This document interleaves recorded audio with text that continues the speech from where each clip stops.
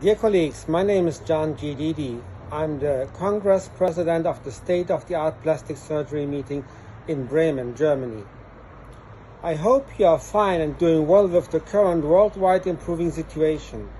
After the great success of our last meetings, the last in 2020, with about 200 participants and speakers from 15 countries, live surgeries, lectures, workshops, and an intense scientific exchange between the international surgeons and experts, I would like to invite you to the fourth SOAP meeting from February 17 to 19, 2022 in the Dorint Park Hotel in Bremen.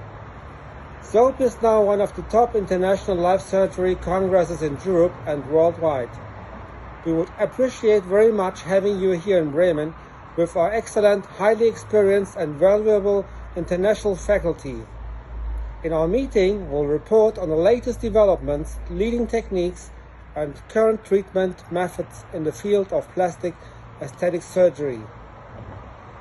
The SOAP meeting is an excellent opportunity to get first-hand information on the latest state-of-the-art in plastic aesthetic surgery.